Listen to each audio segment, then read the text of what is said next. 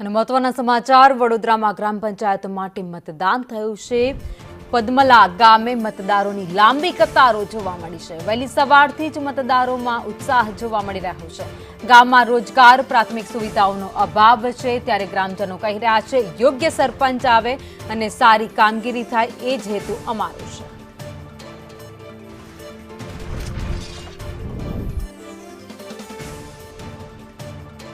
ગ્રામ પંચાયતની ચૂંટણીઓને લઈને જે મતદાન થઈ રહ્યું છે ને મતદાનમાં ઠેર ઠેર ઉત્સાહ જોવા મળી રહ્યો છે અને આ પદમલા ગામ છે, પદમલા ગામ ખાતે પણ લાંબી લાઈનો મતદારોની જોવા મળી રહી છે। વહેલી સવારથી જ આ રીતે મતદારો મતદાન કરી રહ્યા છે। આ પદમલા ગામ છે, અહીંયા 4000થી વધુ મતદારો છે અને તેઓ હાલ અહીંયા મતદાન કરી રહ્યા છે। ગામમાં અહીંયા પણ વિવિધ સમસ્યાઓ છે, તે સમસ્યાઓના નિકાલ માટે જે સારો ઉમેદવાર આવે તેની આશામાં આ મતદાન માટે અહીંયા લાઈનો જોવા મળી રહી છે। પદમલા ગામમાં મુખ્ય અહીંયા પાણીની સમસ્યા છે। બેન, તમારે પીવાના પાણીની સમસ્યા હજુ કેટલા વર્ષથી છે અહીંયા?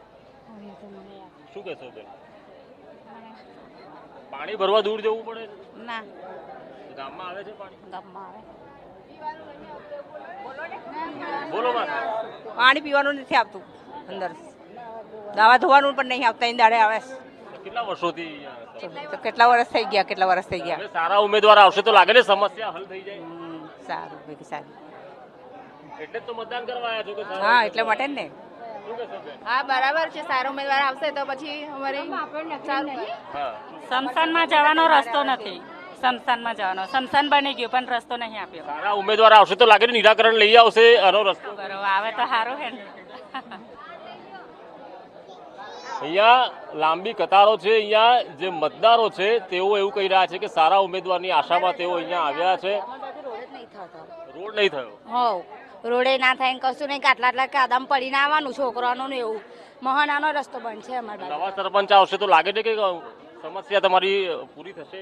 એ તો ખબર નહીં હવે કોણ કરે કોણ નહીં। મત આપવા આવ્યા છે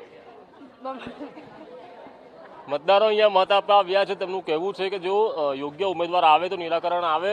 સાહેબ, મતદાન કરવા અહીંયા આવ્યા છો તમે, વહેલી સવારથી આ પ્રકારની લાઈનો છે, સવારે કેટલા વાગ્યાથી આ પ્રકારની લાઈનો છે? એ તો કશું નહીં, કલાકમાં નંબર આવે છે। 1 કલાક સુધીની લાઈન? તમે કેટલા વાગ્યા આવ્યા?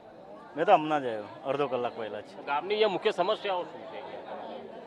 ગામની તો હવે તો નિરાકરણ તો થાય જ છે, થોડું જે બી આવે તો નિરાકરણ તો થવાનું જ। મહિલાઓ એવું કે છે પીવાના પાણીની સમસ્યા વધારે?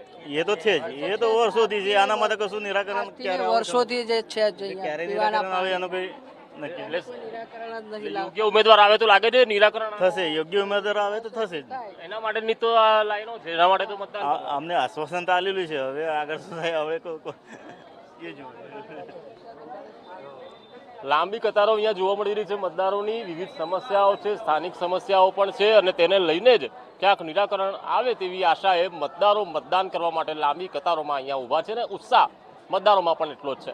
કેમેરા પર્સન નિકેશ વાળા સાથે કુણાલ શર્મા, સંદેશ ન્યૂઝ, વડોદરા।